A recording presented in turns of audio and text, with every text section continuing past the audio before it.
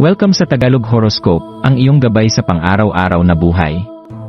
Dito, hatid namin ang iyong horoscope araw-araw. Alamin kung ano ang naghihintay para sa iyo sa pag-ibig, trabaho, kalusugan, at swerte. Samahan kami para mas maunawaan mo ang mensahe ng universo para sa iyong araw. Huwag kalimutang mag-subscribe, i-like ang aming mga video, at i-share sa iyong mga kaibigan. Simulan natin ang araw ng may inspirasyon mula sa mga bituin.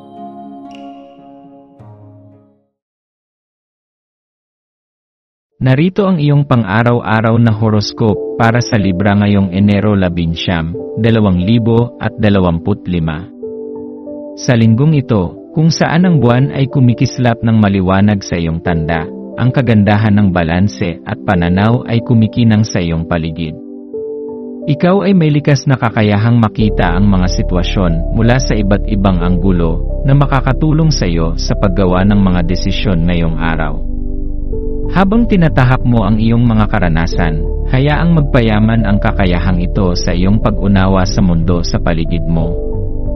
Ngayong araw, magaan at maligaya ang enerhiya ng buwan sa iyong tanda, kaya't madali mong mapapansin ang mas maliwanag na pananaw sa iyong buhay.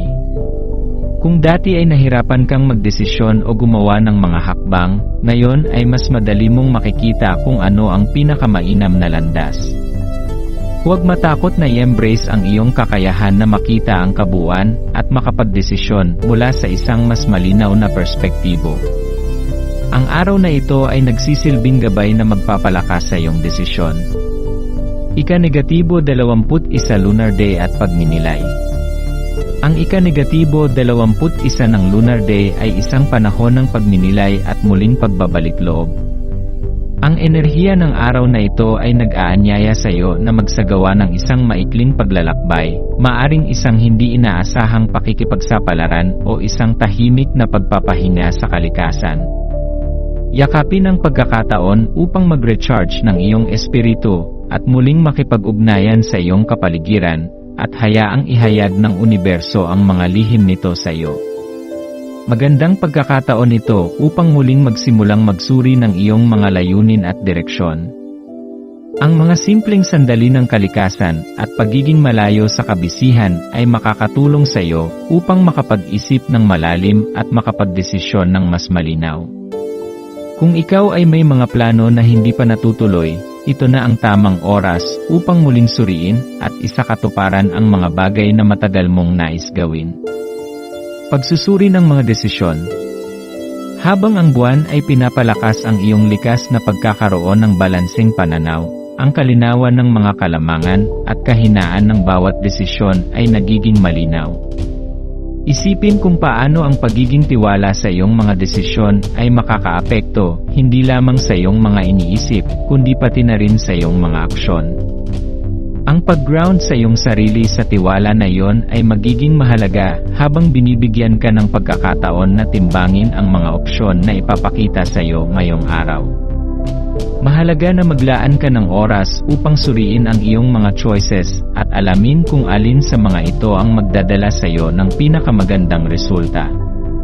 Hindi laging madali ang magdesisyon, ngunit ngayong araw ay may pagkakataon ka na mag-focus sa mga bagay na pinakamahalaga sa iyo at magsimula mula doon.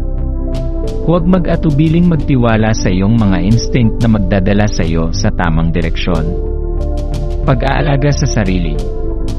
Sa gitna ng lahat ng pagmumuni-muni at paggalugad, huwag kalimutan ang kahalagahan ng pangangalaga sa sarili.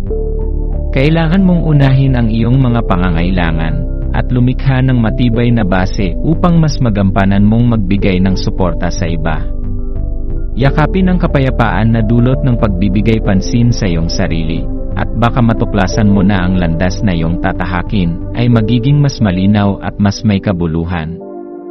Ang self-care ay hindi lamang ang pisikal na aspeto, kundi pati na rin ang emotional at mental na pangangalaga.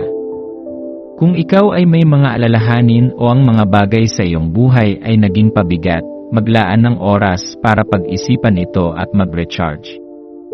Ang simpleng pagkakaroon ng oras para sa iyong sarili ay makakatulong upang magbigay ng mas magaan na pagtingin sa mga darating na hamon.